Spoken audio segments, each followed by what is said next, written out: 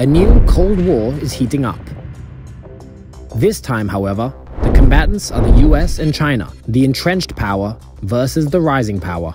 This war will be fought not on vast plains, amidst the dense forest thickets, or up in the air.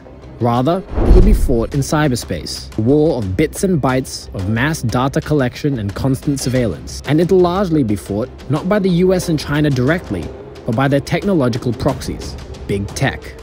On the US side, the charge will almost certainly be led by Google, Apple, Facebook, Amazon, and Microsoft. Opposite them, the Chinese garrison will be manned by Alibaba, Tencent, Huawei, BBK, owner of Oppo, Vivo, and OnePlus, and Baidu. It's common knowledge that big tech has slowly been encroaching into and eroding our privacy rights, sometimes even dictating the information we have access to, and stifling the startup ecosystem for more than a decade now. Similarly, Chinese big tech's compliance and subservience to the Chinese government is no secret. Fraser Howey, author of Red Capitalism, has even gone so far as to dub them state-overseen enterprises. However, what is relatively new is American big tech's increasing coziness with the US government. A major reason for this? China. China's uber-effective use of its big tech companies, almost as de facto arms of the state, has, in equal measure, spooked and inspired the Americans to do the same. China's ingenious integration of its decisive, autocratic government and its ambitious, innovative tech companies is making it the world's first superstate, propelling a reactionary wave of American tech nationalism. This bristling rivalry isn't about owning ever bigger, more destructive weapons, although there's still a component of it, but rather, it's about having more data and through that, more influence over people, both within its borders and abroad. This brings us to Malaysia. I bet you can't name a single Malaysian who doesn't use any or even a majority of these services. WhatsApp, Facebook, Instagram, Gmail, Microsoft Outlook, WeChat, and TikTok.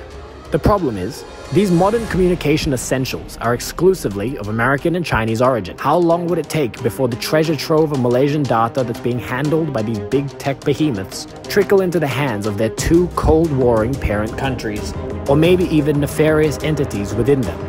There's plenty of precedents for this, as the NSA and Cambridge Analytica scandals have amply demonstrated.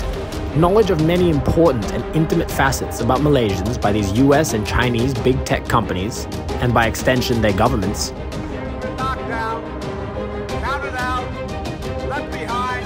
This is your campaign.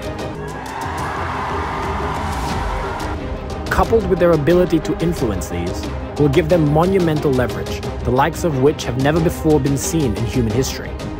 The US, China, and their big tech tentacles will know Malaysians more intimately than the Malaysian government could ever hope to. This could allow them to mold our public opinion, moderate the information we have access to, and maybe even sideline local politicians that they don't think would serve the interests of the US or China. We're entering an unprecedented era of digital colonialism. The reason why we've been able to lead the world is not the example of our power, although we're the most powerful nation in the world. It's the power of our example. An era where the levers of control are likely to gradually tilt away from the Malaysian government towards the US and Chinese governments. In this new era, would the Malaysian government be expected to toe the line drawn by the US or China? Would it choose to risk moving closer to one at the risk of making an enemy of the other? And would it run the risk of being supplanted if it doesn't? And as time goes by, Malaysians' overdependence on foreign big tech will only grow deeper. To combat this, it's probably time for the Malaysian government to advocate, even incentivize, the use of privacy-centric big tech alternatives such as Proton Mail, DuckDuckGo, Brave Browser, and Signal. In any case, if it doesn't have a contingency plan in place, the government's gradual path to obsolescence, or arguably worse, subservience, is almost certain.